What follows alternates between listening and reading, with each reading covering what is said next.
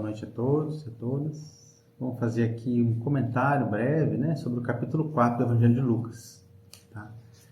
Então, só relembrando, né, que o capítulo 3 ele termina com o batismo de Jesus por João Batista nas águas do Jordão. Né? A gente identificou nesse batismo de Jesus como que a passagem de bastão do trono da consciência, do ego para o espírito, certo?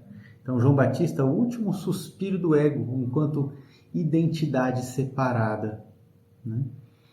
Então, ali, João Batista enfrenta aquele dilema em que os próprios discípulos dele perguntam: você é o Messias? Ele diz: não, é aquele que há de vir. Eu não sou digno de amarrar as sandálias dele. Ou seja, o ego saindo de cena, aqui do ponto de vista simbólico, né? Obviamente. É o ego saindo de cena para que...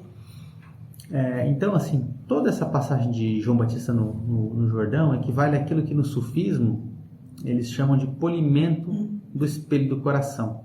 Se a gente pegar aqui, ó, essa imagem de 3 círculos, né? Então, o espírito, que aqui é representado por Jesus, e o ego, né? A parte inferior, certo? Aqui no centro, na alma, na vida interior, a gente pode dizer assim, aqui tem o chamado coração, né? Então, assim, esse coração sendo polido é todo aquele processo de arrependimento que João Batista estava ensinando ali, que no fundo é um testemunhar em tempo real. Então, o polimento do espelho do coração é o testemunhar da atividade do ego em tempo real, né? Então, esse testemunhar eu me peguei aqui, né, com a minha vaidade, eu me peguei aqui com o meu orgulho, eu me peguei aqui, sei lá, com a minha raiva, com a minha irritação, né, do ego, certo? E deixar que isso seja purificado, digamos assim, vai sendo lavado pelas águas ali do batismo, esse polimento do espelho do coração, até que ele possa se tornar um espelho límpido, capaz de refletir a luz que vem do Espírito. Então, nesse momento, o coração é levado para o fogo, digamos assim. Esse é o batismo do fogo de Jesus, certo? Que João Batista disse. Então, aqui, ele já chegou num outro processo. A consciência, né? Já passou por essa etapa e agora ele está no deserto. No deserto que é a integração final, certo? Então, o espelho do coração já foi polido, já foi purificado, já foi para o fogo, digamos assim. O ego já saiu de cena e agora ele está no deserto, certo? No deserto é um momento de recolhimento e de integração de toda essa jornada. Mas ali, por incrível que pareça, a batalha não terminou, né? A gente pensa assim, chegou ali, o ego se retirou de cena, né? João Batista já pode até ser entregue para prisão, para morte, para qualquer coisa assim. Mas, digamos que há essa tentação final, que é um aspecto importante aqui no deserto, né? Porque é como que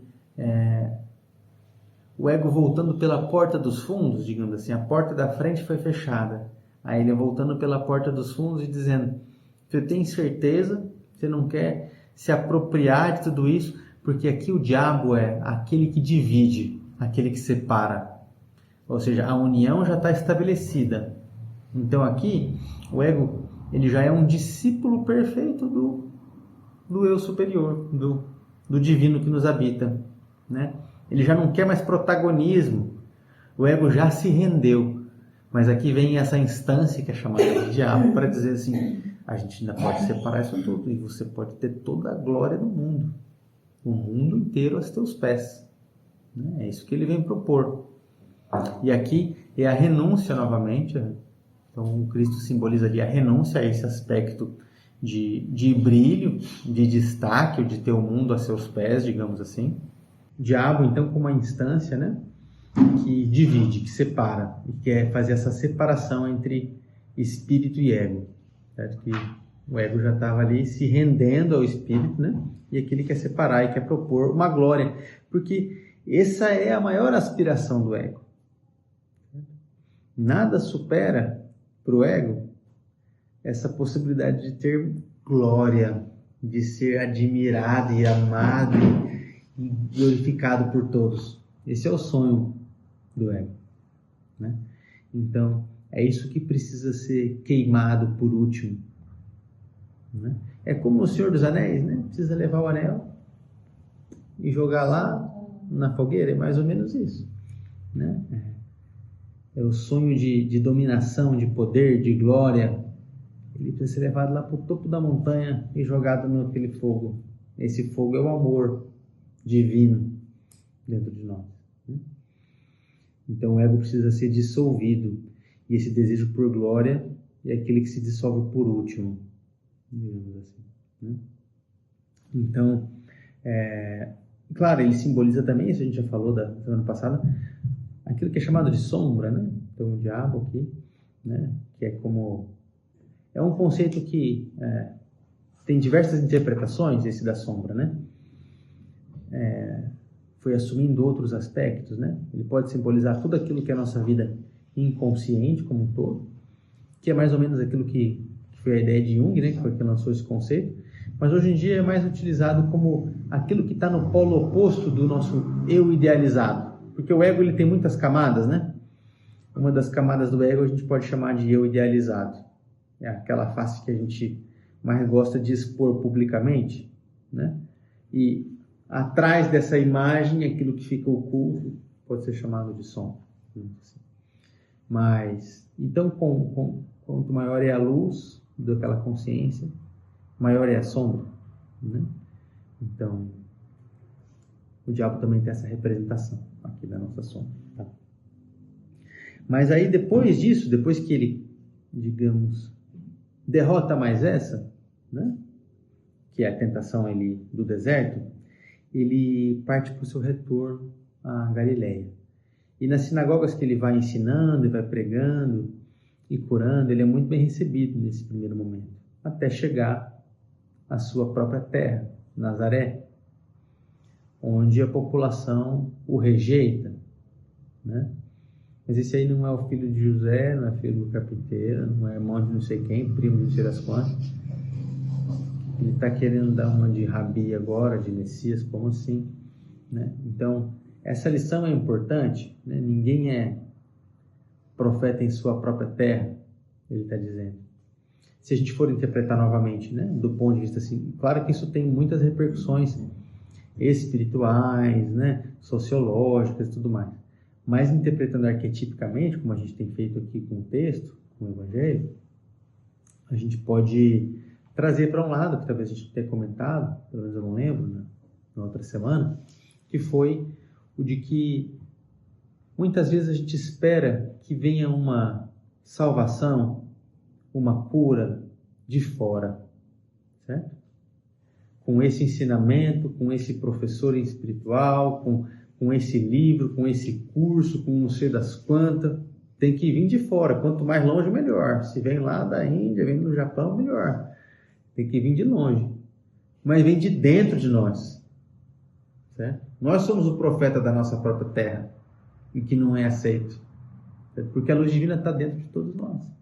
Basta que ela seja acordada, que a gente tenha acesso.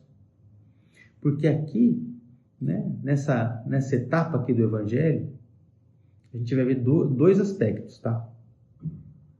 Um deles é como que um ser, né, realizado espiritualmente aqui, Jesus no caso, né, se porta perante o mundo, e o outro é a fase do chamado nigredo, porque lembra que a gente praticamente começou no albedo, né, na purificação, que foi com a gestação de João Batista, com a gestação de Jesus, né, e depois ali com o batismo de Jesus, João no Jordão batizando já era o início do rubedo, e depois quando Jesus surgia batizado, é o coroamento dessa fase do rubedo, do vermelho, do coração, pelo que a gente já explicou antes, né? Então ficou faltando essa parte do nigredo, que é a cura interior, que é a integração da sombra e a cura das nossas dores, da nossa história, da nossa biografia. É isso que vai acontecer agora, com todas as curas que ele vai realizando.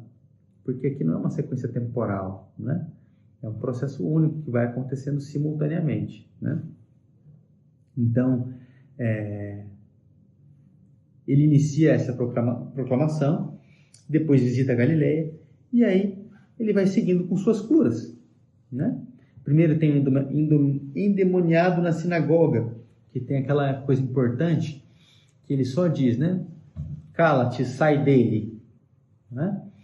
Então a gente identificou aí essa coisa da autoridade. Lembrando aquela frase de Rumi que diz assim, a verdade não precisa de guarda-costas, né? Ela não precisa de guardiões.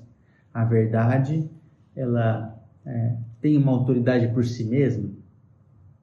Então aqui, o ser que é plenamente integrado, que é unificado, então pensamento, palavra, ação, tudo vai estar numa mesma sintonia.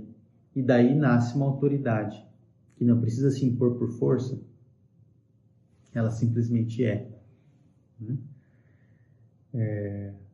E é importante a gente entender do ponto de vista arquetípico, que nesse endemoniado e nesses muitos outros que vão aparecer, a gente pode identificar, olhando do ponto de vista simbólico, como cada um desses demônios, digamos assim, como uma faceta da nossa própria sombra, que não está integrada, não está curada, né? Então todas essas curas, elas vão simbolizando que tudo que nos habita, tudo que existe dentro de nós, pode ser curado. Né? Então, esse processo de cura interior, que é esse migredo, né? Ele não acontece, não é uma cura que o ego faz por ele mesmo, digamos assim, né? Entende? Não é o ego se curando a si mesmo. Em todo esse caminho, essa luz divina dentro de nós é que está trabalhando, aquilo que Jung chamava de self, né? Self. Que está percorrendo esses caminhos, porque depois ele fala ainda assim, né? Eu tenho que visitar outras cidades, outras terras, ou seja, tenho que passear por todos os caminhos do nosso mundo interior, essa luz, para que nada deixe de recebê-la, né? Para que todas as nossas porções possam ser integradas, olhadas e curadas.